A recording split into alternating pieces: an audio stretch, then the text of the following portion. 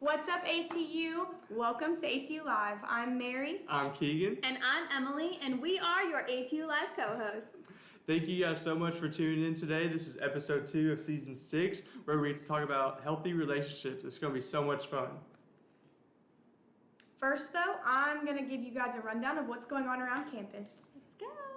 Well, y'all, we have some fun things going on around campus this week. This Wednesday, February 15th, the women's tennis team is playing Harding at Chartwell's Women's Sports Complex.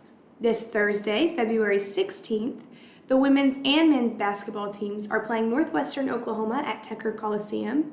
Women's softball will be playing Missouri Southern and Central Oklahoma this Friday in Edmond, Oklahoma. And this Friday, men's baseball will be playing Oklahoma Baptist at Baswell Field. That's all of the sports news. We'll give it back to Emily and Keegan. Hello, everybody. Here we are in the Health and Wellness Center with... I'm Christy Davis. I'm the Associate Dean for Student Wellness and the Health and Wellness Center Director. Today we're just going to be asking Christy some questions about healthy relationships. So, Christy, what does the Health and Wellness Center have to do with relationships? Well, we work with students in counseling, and many times it is related to relationships, whether it's family relationships, roommates, friendships. So a lot of times when students come in for counseling, there typically is some kind of relationship component that they're working on. Yeah, of course, naturally. So when we talk about, college, it's kind of a big change for a lot of people. We're moving up here usually separated from your family and your high school friends. How can someone combat loneliness that might come with that? Yeah, I think just first realizing how you feel and acknowledging that and kind of thinking about where that's coming from and what you can do about it, maybe even seeing a counselor or talking to one of our peer health advocates here. They do some peer listening sessions. I think knowing when to engage or disengage with social media is really important. It can kind of go both ways. It might be helpful for people to engage with others on social media or like through online gaming, but sometimes you also see other people's, kind of highlight reels and feel like you're missing out, and it may contribute to the loneliness. So knowing which, if it benefits you or doesn't.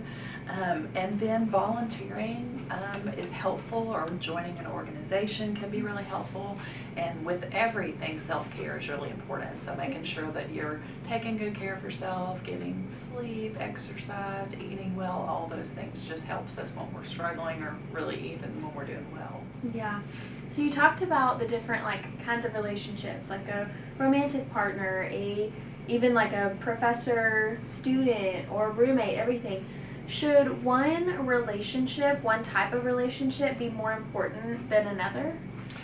I think sometimes we prioritize certain relationships, or maybe we're in a time in life where we really want a certain type of relationship, whether it's a romantic relationship or we're wanting more friends. So they're all important. I feel like we're kind of made as humans to connect with other people. Yeah. So I don't know that any one type of relationship is more important than another, but just finding that way that you can connect with people. I think research shows that we're more happy when we're connected with other people. So whatever type of relationship it is, just making sure that we prioritize being connected with people in some way. That's really true. And I feel like sometimes in checking internally, and sometimes you need to spend more time with friends. You really need to focus on, sometimes you need to focus on your relationship with your family. There's just different times in life where I've seen that come out. So with the health of a relationship, what does a healthy relationship look like? Yeah, I've got some, I'm going to cheat here. I've got some just Right bullet ahead. points of some things that are characteristic of healthy relationships. So showing appreciation and gratitude. Communication is really key. So being open and honest with your communication. Mutual respect. Being willing to actively listen to that other person. Being supportive and encouraging. Feeling empathy for each other. Making time to spend together. Having healthy boundaries is really important, and being trustworthy. I feel like there's a lot of talk about boundaries. What is a boundary? I think just making it clear, kind of like defining the relationship. Yeah. This is where I need my space.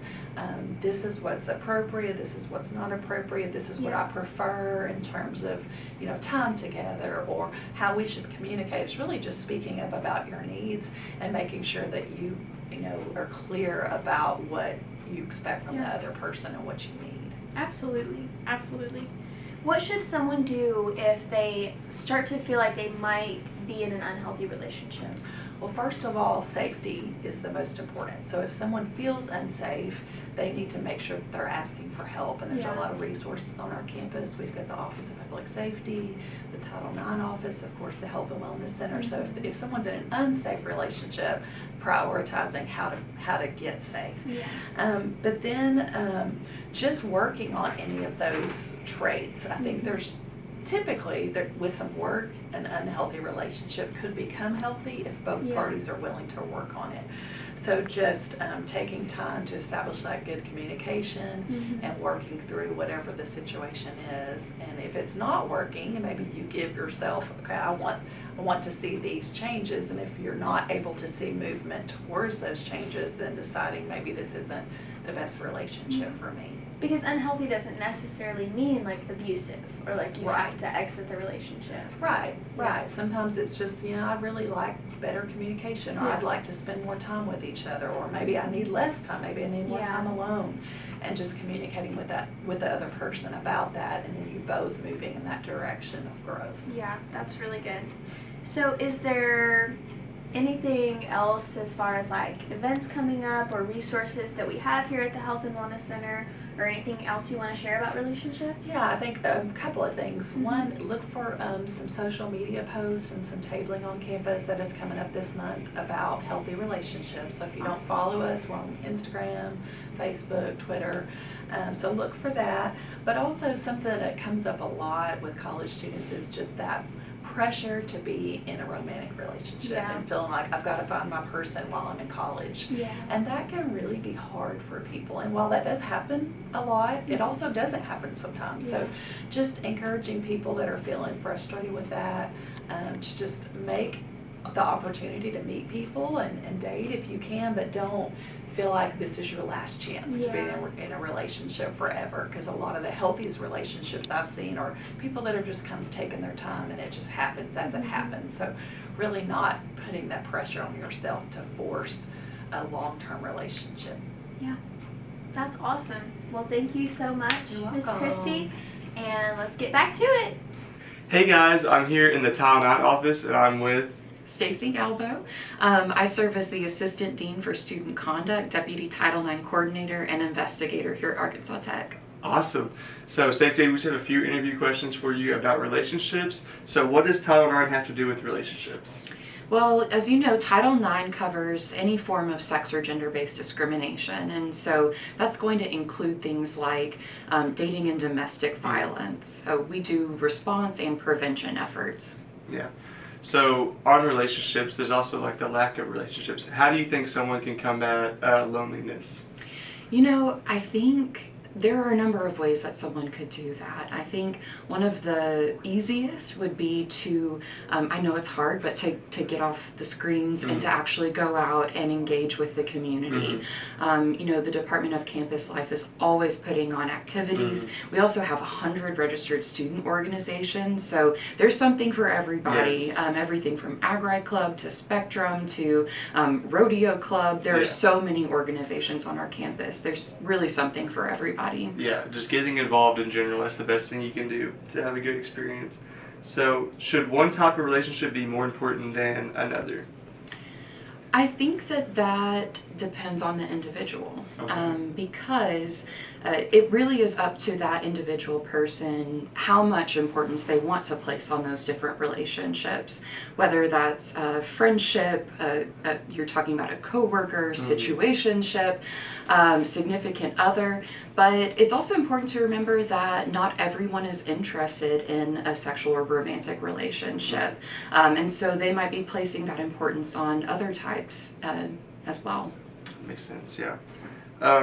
So what do you think a healthy relationship looks like?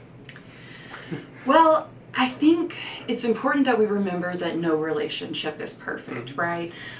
We can all learn to love better. And so, some things that might indicate that you have a healthy relationship going on would be things like mutual respect, some independence. So, even though maybe you're really, really close friends or roommates, or really close in a romantic relationship, you still are able to do your own thing and still are able to respect each other without having to constantly be around each other and spending every waking moment together. So some things like that. I think it's also important that there be some honesty, and I think it would be really great in that relationship for it to just be fun. If you're not having fun in your relationship, then that might be an indicator that maybe you're needing to have some more open communication. Maybe there's some things that you could work on to improve what that looks like. It's really good. Just like the big thing on like you don't have to be perfect kind of thing. Exactly. And like when you're not being perfect with somebody is when you can kind of like assume that it's a pretty healthy relationship. I think so. When you Yeah. can be your true authentic self. Yeah. It's kind of like on Good Will Hunting, you know, when he talks about his wife, the psychiatrist, Robin Williams. Have you seen that? You know what I'm talking about? It's my favorite scene ever. Anyways, okay, so on healthy relationships, also, what should someone do if they feel they are not in a healthy relationship? Well, that can be a really difficult spot. And I want to be clear that just because something is unhealthy doesn't mean it necessarily is abusive. There are a lot of toxic relationships out there. If someone is thinking that they maybe are in an unhealthy relationship, though, I would strongly encourage them to talk to somebody about it, whether that's a trusted friend, a counselor here on the health, or here in the Health and Wellness Center on campus. They can come and talk with any member of our Title IX team. We're always happy to talk people through that. We also have an event coming up on February 16th at 4 p.m. in Rothwell 138. It's called Love Labyrinth, and that's going to be, it's a film screening followed by a discussion, and we'll be doing a deep dive into not only some of the ways that people can, some of the ways that unhealthy relationships can manifest, but also what you can do to help a friend if you think that maybe they are in an abusive relationship, things that you can do and say to help them get through that. That sounds really interesting. That's awesome. Yeah, we'll definitely have to check it out. So we've talked about healthy relationships and Title IX and stuff. Is there anything else that you can think of that you'd like to add? Kind of like the Love Labyrinth thing. Anything that's going on? Any other advice you have? Like anything's appreciated. It'd be awesome. Sure. I think that the most important thing is just for people to be true to themselves and to really trust their gut. If they feel like something is off, then maybe it is something that they need to talk about with their partner, with their friend, whoever that person is. And then just also to remember that the Title IX office is always here. If someone ever needs to talk through things, whether that's their own relationship or if they're worried about someone else, they can also come and talk with us. We're here to help, and I hope that people will feel comfortable coming if they're needing some assistance in that way. Really good. Well, this was awesome. I mean, a lot of information. Love Labyrinth on the February 16th, so 2 days from when this episode posts. Definitely go check it out. Thank you for your time, and we'll see y'all at the Health and Wellness Center. Guys, I'm here with some roommates that y'all may or may not know. Y'all go ahead and introduce yourselves. My name is Hannah Baxter. I'm a junior business management major and a minor in communications.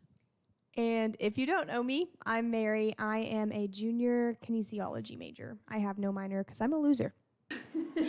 Okay, so how did y'all meet? So we actually were random roommates selected for Baswell Residence Hall. And so we went through like the housing portal where you can text each other back and forth or whatever. And we exchanged phone numbers or Instagrams or something. And we sent each other like essay-long paragraphs for a few days and got to know one another. And then we were like, hey, we should meet before moving in because that'll be super awkward. And so we did. So we met up in Walmart parking lot. We bought a rug. We went to Lowe's to look for a plant and a different rug because we didn't like the rug that we had picked. and then we went to TJ Maxx and we bonded over our fashion sense and ugly shoes. And we decided to meet in Russellville because it was a good meeting point for us because it's in the middle of both of our hometowns. And I highly recommend doing that because we got to walk around Russellville Walmart and like get to know the town a little bit better before we got here with each other. So it was a good idea. So y'all seem to get along pretty well. How would you say that you protect your relationship as roommates? Like, what boundaries do you have? I would say that we try really hard to keep our communication open and just be respectful for one another. We're really honest, and it's just the small things like if one of us is doing homework, we'll ask to make sure it's okay to turn on the TV, or we'll take the trash out if it's full, and just, have respect for one another. Sometimes if we don't want to take out the trash and it's been sitting there for a day or two, I recommend this. If you have a significant other, ask them to do it too. Because what it does is A, keeps you from having to walk down 5 flights of stairs, and B, there is no B, that's it. It keeps you and your roommate from having to do it. And so that's always really nice too when Keller or Carson comes and takes out our trash for us. Yeah, shout out to Carson because he does it 95% of the time. But shout out to Keller because he brings us snacks. So. He does do that. Very thankful. It's gotten to the point at my house where my roommate will literally just be like, okay, well, Keegan needs to come over because our trash is piling up because we know that neither of us are going to take it out. It's Keegan's job. So do y'all have any general advice on how to keep a healthy relationship with your roommate? Any other things that people might not think about? Yeah, I think like Hannah was saying, just keeping an open line of communication, I feel like is the most important. If we're frustrated with anything, whether it's work, personal, home life, with each other, we're just going to tell each other and we're going to knock it out and just nip it in the bud right then and there. And then also you don't have to memorize each other's schedule, but I feel like it's helpful to know when Hannah's going to be in the room. I know last semester was really hard for us because this is our second year living together. And we didn't really get to see each other last semester, and we both were miserable because we thought that the other one hated each other, but it was just because we didn't have that communication there. And this semester, I feel like it's been a lot easier because we kind of know each other's schedules, so we can kind of plan to be around each other or go grab lunch on Wednesdays or whatever day that we have available. So that's really helpful. It's also really helpful to like if we go to bed roughly around the same time, I'll ask hey, do you need to shower in the morning?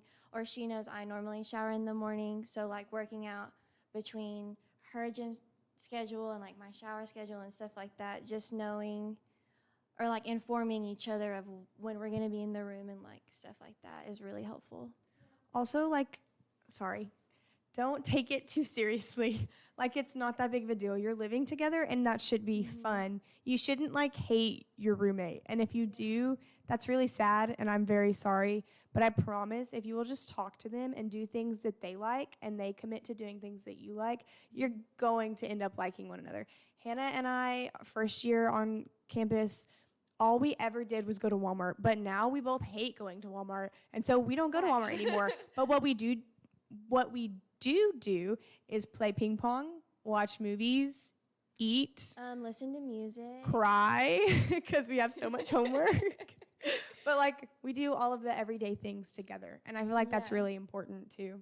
And we see each other less, but the time that we have together is more meaningful than just sitting in the room existing. If you actually have a conversation and try to let each other know that you care about one another, then it gets better. Yeah. That's awesome. All right, well, thank y'all so much for joining me.